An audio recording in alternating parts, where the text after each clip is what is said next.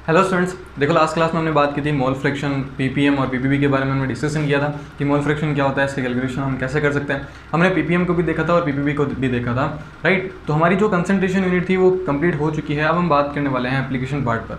आज हम देखेंगे एप्लीकेशन पार्ट ऑफ मोलैरिटी कि किस तरीके से जो है अलग अलग टाइप की एप्लीकेशन जो है आपसे पूछी जा सकती है मोलैरिटी के बेसिस पर, राइट। आज हम उनको डिस्कस करने वाले हैं। तो सबसे पहले जो हम डिस्कस करेंगे तो देखो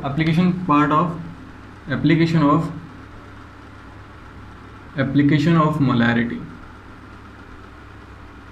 आई होप आपको मोलैरिटी अब आपको आने लगी है, आपको पता है कि what is the molarity, molarity का फॉर्मूला क्या होता है, राइट।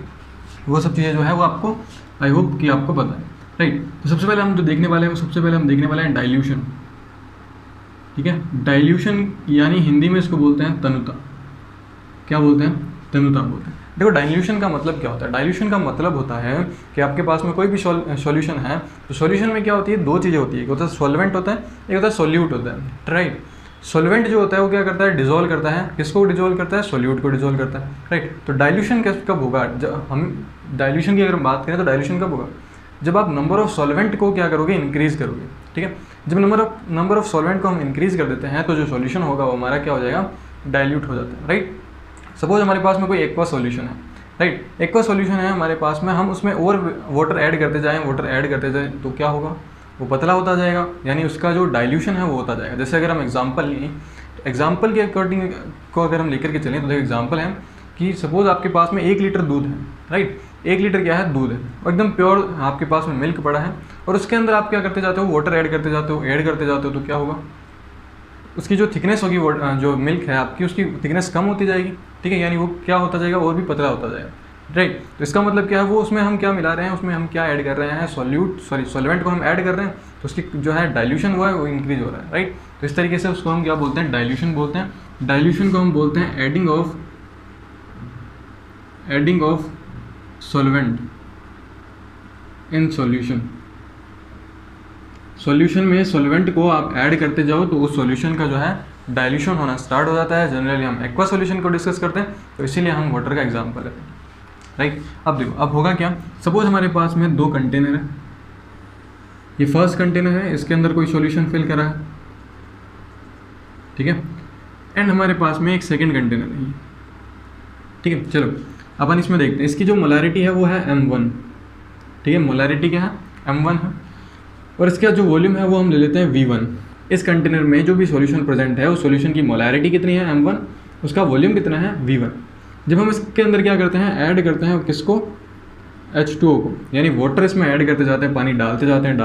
तो पानी हम डालेंगे तो क्या होगा, डाइल्यूशन होगा। तो जो नेक्स्ट हमारे पास वो सॉल्यूशन मिलता है जो हमें नए कंटेनर में हम इसको डालते हैं, तो देखो यहाँ पे क्या होगा, इसकी जो मोलैरिटी होगी कुछ अलग आएगी, तो हम इसको क्या बोलते हैं, m2। इसका जो वॉल्यूम आएगा वो कुछ अलग आएगा, उसको हम क्या बोलते हैं, v2 बोलते हैं, राइट। इसको हम क्या बोलते हैं, m1 v1, और इसको हम क्या बोलते हैं, m2 v2। ये है सॉल्यूशन बिफोर एडिंग वाटर, और ये क्या है, solution after adding water, right. Clear है? इस तरीके से।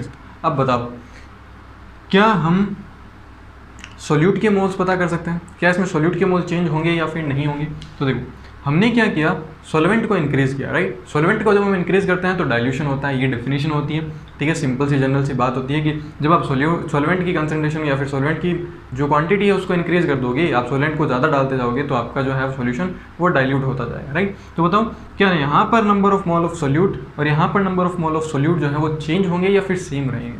सोच के बताना भाई। देखो हमने क्या चेंज किया, हमने सिर्फ और सिर्फ चेंज किया सॉल्वेंट की कंसंट्रेशन को हमने चेंज किया या फिर सॉल्वेंट की क्वांटिटी को हमने चेंज करा, जबकि हमने सॉल्यूट को बिल्कुल भी चेंज नहीं किया। ऐसा थोड़ी ना होता है कि आपके पास में अगर मिल्क है, ठीक है, तो हम उसमें अगर हम पानी डालते हैं तो ऐसा थोड़ी है कि उसके अंदर जो है मतलब और भी जो भी चीज़ें हैं वो उसकी क्वांटिटी इंक्रीज हो जाएगी। या फिर सपोज करो आपके पास में शुगर सॉल्यूशन है, तो शुगर सॉल्यूशन में आप पानी डालते जाओ तो ऐसा थोड़ी था शुगर भी इंक्रीज होती जाती है। शुगर उसमें क्या है, शुगर वर्क करेगी एज अ सॉल्यूट और वाटर एज अ वर्क करेगा एज अ सॉल्वेंट। तो सॉल्वेंट को हम इंक्रीज करते हैं तो सॉल्यूट जो है वो कभी इंक्रीज नहीं होता। तो यहाँ पर अगर हम बात करें number of mole of solute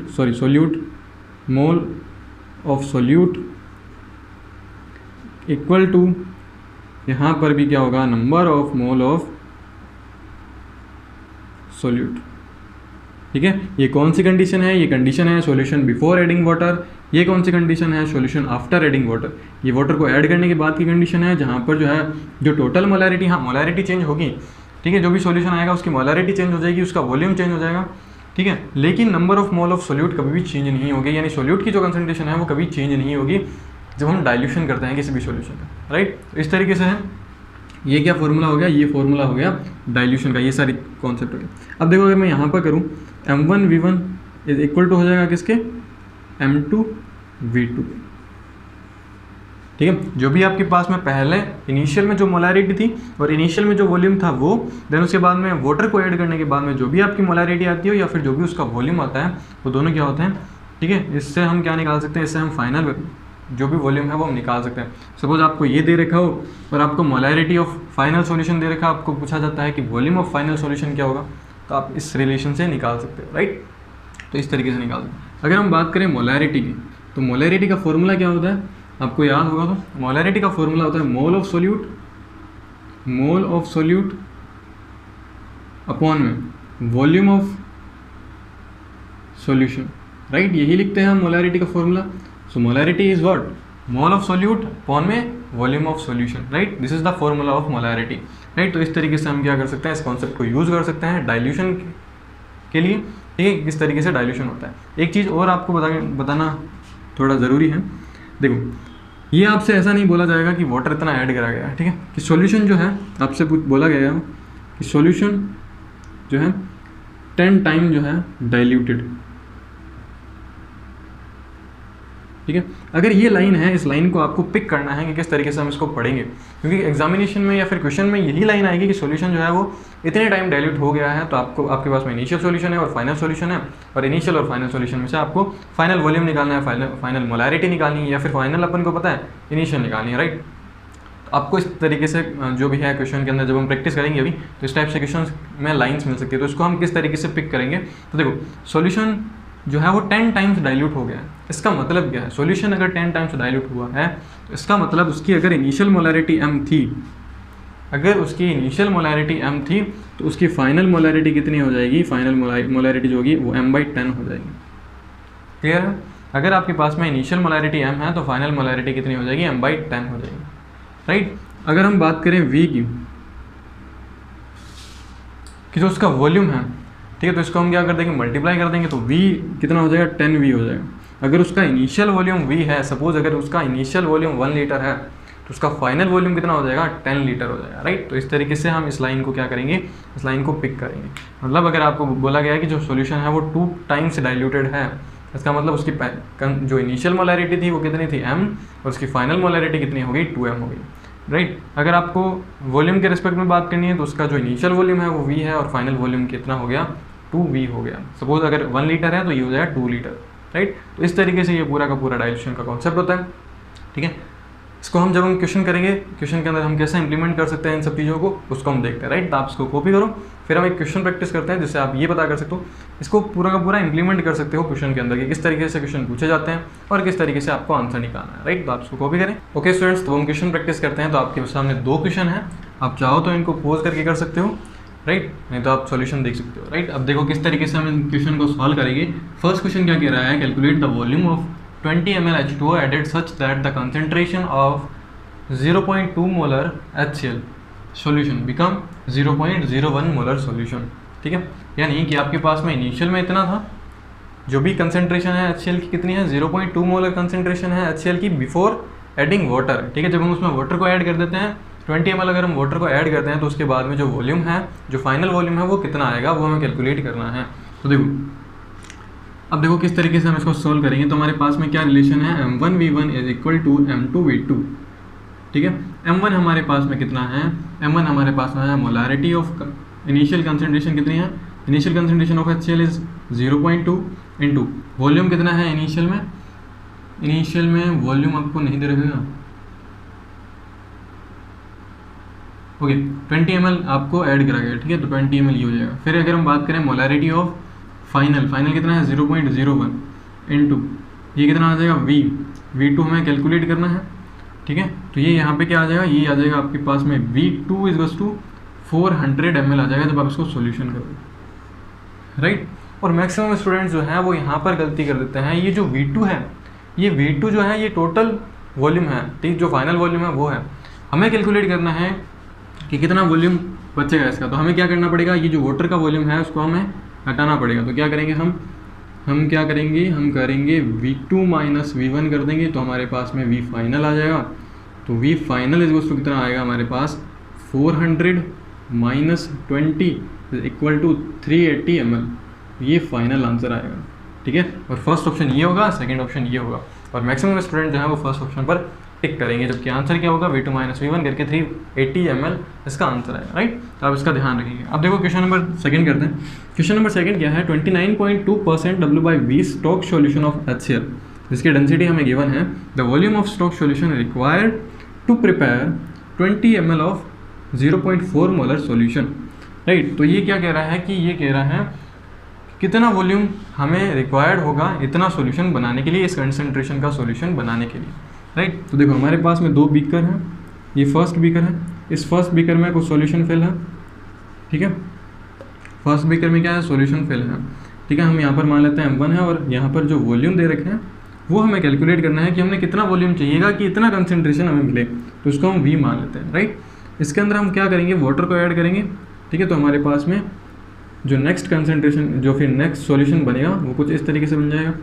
इसका हमें क्या दे रखा है, इसका हमें मोलारिटी भी दे रखी है, कितनी है 0.4, और इसका हमें कितना दे रखा है, वॉल्यूम भी दे रखा है, कितना दे रखा है 200 ml। तो बहुत ही ईजी है। आप यहाँ से क्या करोगे, यहाँ से आप क्या करोगे, कैलकुलेट करोगे मोलारिटी। मोलारिटी कैसे कैलकुलेट करेंगे, यहाँ से 29.2% W/V से हम मोलारिटी कैसे कैलकुलेट करते हैं, तो 10 × ये आ जाएगा आपका, इसकी डेंसिटी कितनी है 1.25 × कितना दे रखा है 29.2 डिवाइडेड बाय इसके मोलिकुलर वेट।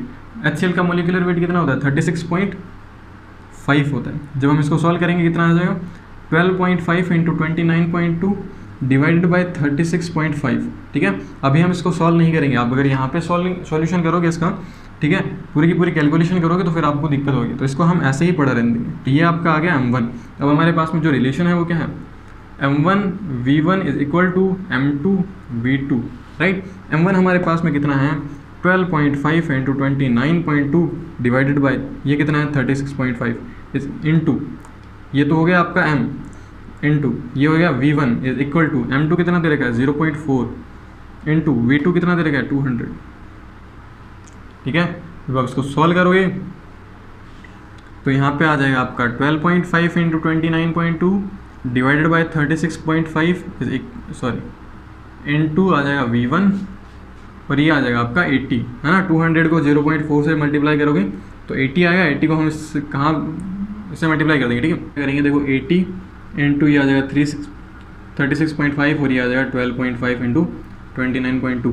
जब आप इसको सॉल्व करोगे तो ये आपके पास में आ जाएगा, यहाँ से जब आप कट करोगे तो ये आ जाएगा 32 इंटू ये आ जाएगा 36.5, इसको पॉइंट को हटा देना, और इसको जब हम मल्टीप्लाई करेंगे तो यहाँ से जब हम इसको काटेंगे, ठीक है, तो ये आ जाएगा आपका 1460 से इसको काटोगे तो ये आ जाएगा 4 से इसको काटोगे तो 8, ठीक है।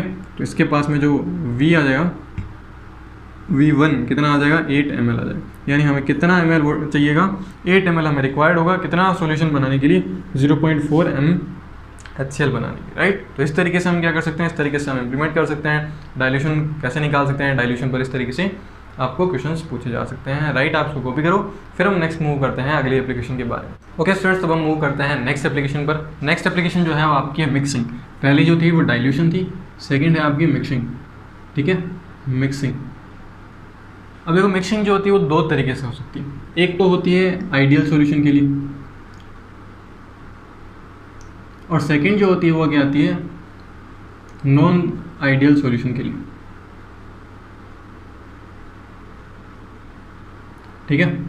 फर्स्ट जो आती है वो क्या आती है आइडियल सॉल्यूशन के लिए आती है, सेकंड आती है आपकी नॉन आइडियल सॉल्यूशन के लिए आती है। लेकिन ये जो दोनों टाइप के सॉल्यूशन होते हैं ये हम पढ़ेंगे क्लास 12 के अंदर, ठीक है। अभी हम यहाँ पे नहीं पढ़ेंगे, ठीक है। थोड़ा बहुत इंट्रोडक्शन होगा तो हम आगे कुछ चैप्टर्स में उसको देखेंगे, अदरवाइज हम इसको नहीं पढ़ेंगे। अब देखो जो आइडियल सॉल्यूशन है और नॉन आइडियल सॉल्यूशन है, हम जब भी क्वेश्चंस करेंगे तो हमेशा हम क्या मान करके चलेंगे कि हमारे पास में आइडियल सॉल्यूशन है, ठीक है, जो भी आपके पास में सॉल्यूशन दे रखा है, जब तक ये नहीं बोला जाता कि सॉल्यूशन जो है वो नॉन आइडियल है, तब तक आपको क्या कंसीडर करना है, तब तक आपको यही मानना है कि वो जो सॉल्यूशन है वो आइडियल सॉल्यूशन है, राइट।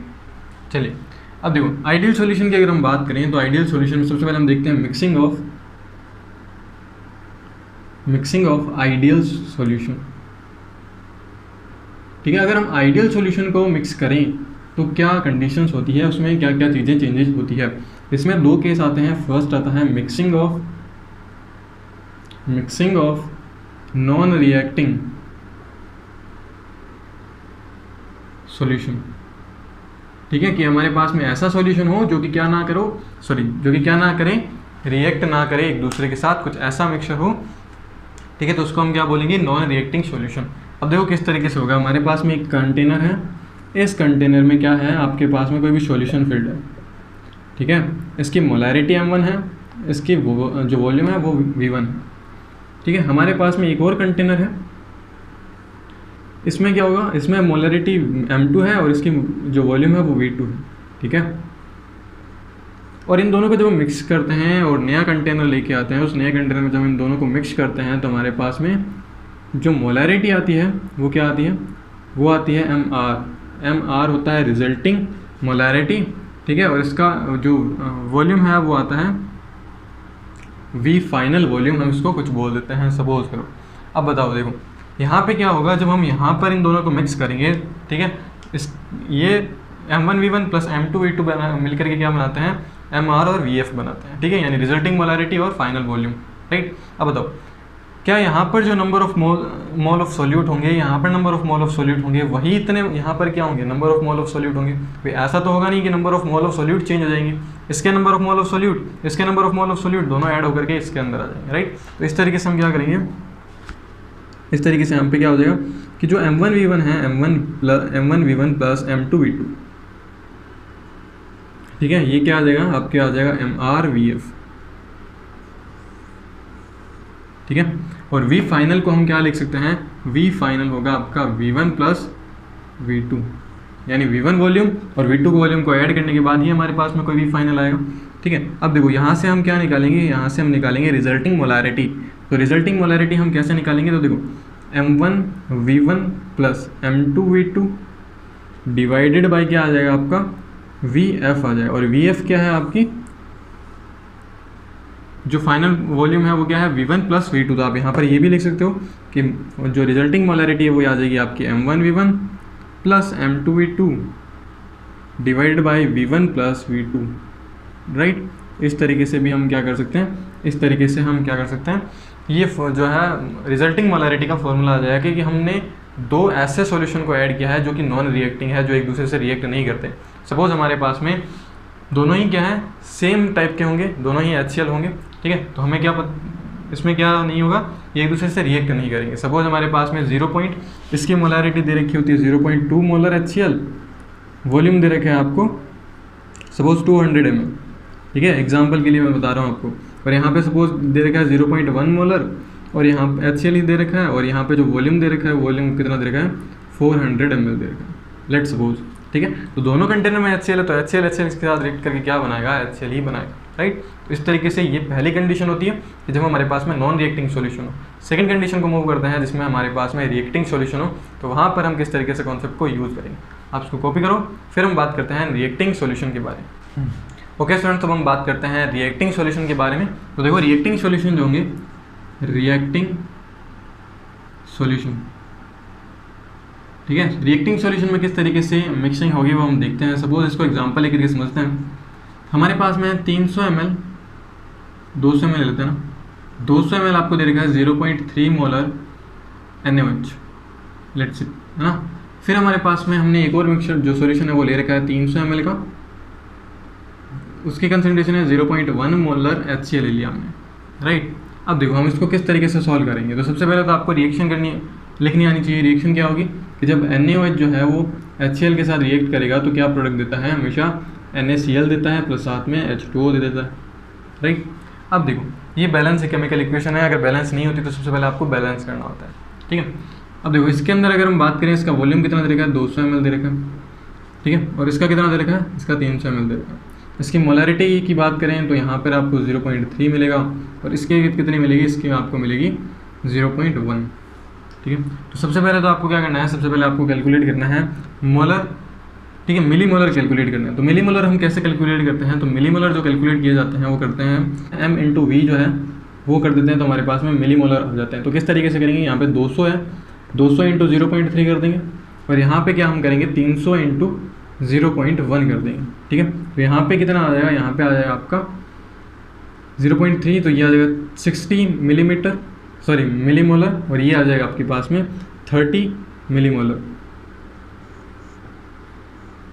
ठीक है, ये क्या आ जाएगा 60 मिली मोलर, और ये आ जाएगा आपके पास में 30 मिली मोलर आ जाएगा। राइट, अब हमें पता करना है सबसे पहले कि इसमें लिमिटिंग रिएजेंट कौन होगा। तो देखो लिमिटिंग रिएजेंट कौन होगा, यही होगा क्योंकि इसकी अमाउंट कम है, तो यहाँ पर है ये LR। ठीक है, तो लिमिटिंग रिएजेंट कौन है, LR है। अब इसमें क्वेश्चन पूछा जाता है कि जो भी आपके पास में ये जो मिक्सचर दे रखे हैं, इनके मिक्सिंग के बाद में आपको सॉल्यूशन की मिक्सिंग के बाद में आपको पता करना है कि जो फाइनल जो नेचर है सॉल्यूशन का वो किस तरीके का रहेगा, बेसिक रहेगा या फिर एसिडिक रहेगा।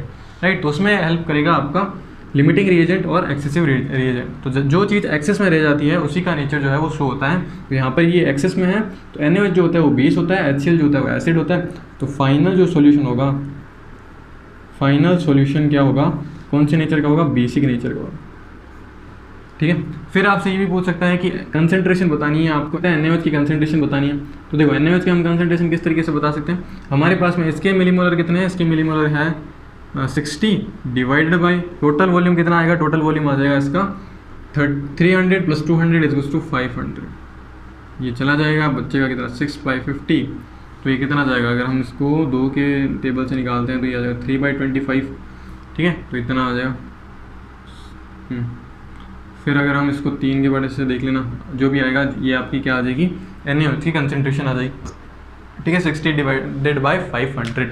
तो इस तरीके से हम क्या कर सकते हैं, इस तरीके से हम ये कैलकुलेट कर सकते हैं कि किस तरीके से हमारे पास में अगर रिएक्टिंग सॉल्यूशन है या फिर non reacting solution. Non reacting solution में तो सीधा है कि आपको जो रिजल्टिंग मोलैरिटी है वो कैलकुलेट करनी है। कैसे कैलकुलेट करोगे, M1v1 + M2v2 डिवाइडेड बाई क्या करोगे आप, फाइनल वॉल्यूम डिवाइड कर दोगे।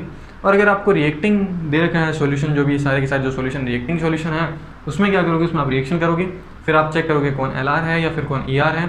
तो ER जो होगा उसका नेचर शो ज़्यादा होगा, तो जो फाइनल सॉल्यूशन होगा आपका उसका नेचर भी किसके इक्वल होगा, जो आपका ER है। राइट, उस तरीके से फिर आपको क्या करनी है, कंसंट्रेशन कैलकुलेट करनी है। तो कंसंट्रेशन में क्या करोगे आप, जो भी आपको जिसकी भी कंसंट्रेशन करनी है उसके आप क्या लिखोगे, आप लिखोगे मिली मोलर डिवाइडेड बाय में उसको क्या लिख दोगे, टोटल वॉल्यूम, क्योंकि दोनों ml में है इसलिए हम यूज़ कर रहे हैं। ठीक है, राइट, तो इस तरीके से हम क्या कर सकते हैं, इस तरीके से हम एप्लीकेशन पार्ट ऑफ मोलैरिटी को डिस्कस कर सकते हैं। राइट, हमने आज देखा डाइल्यूशन क्या होता है और किस तरीके से हम इसको कैलकुलेट कर सकते हैं। फिर हमने देखा कि जो मिक्सिंग होती है सॉल्यूशन की वो किस तरीके से होती है, आइडियल सॉल्यूशन और नॉन आइडियल सॉल्यूशन के लिए। आइडियल सॉल्यूशन में हमने 2 केसेस पढ़ी, इसमें हमने फर्स्ट पढ़ा कि अगर आपके पास में नॉन रिएक्टिंग सॉल्यूशन है या फिर आपके पास में रिएक्टिंग सॉल्यूशन है। राइट, तो आप इसको कॉपी करो। फिर हम बात करते हैं नेक्स्ट क्लास में हम बात करेंगे इन पर बेस्ड क्वेश्चन के बारे में। ठीक है, फिर एक और टाइप का रहेगा जिसमें हम पढ़ेंगे मिक्सिंग ऑफ आयंस के बारे में। राइट, या फिर मोलैरिटी ऑफ आयंस के बारे में हम डिस्कस करेंगे। मोलैरिटी ऑफ आयन को हम नेक्स्ट क्लास में डिस्कस करेंगे और उस पर बेस्ड हम क्वेश्चन भी करेंगे। राइट, आई होप आपको ये लेक्चर पसंद आया होगा। अगर आपको ये लेक्चर पसंद आया तो प्लीज़ इस लेक्चर को लाइक कीजिए, वीडियो को शेयर कीजिए अपने फ्रेंड्स के साथ। राइट, और प्रोटॉन द केमिस्ट्री क्लास को सब्सक्राइब कर लीजिए ताकि आप आने वाली वीडियोज़ के अपडेट मिस ना करें।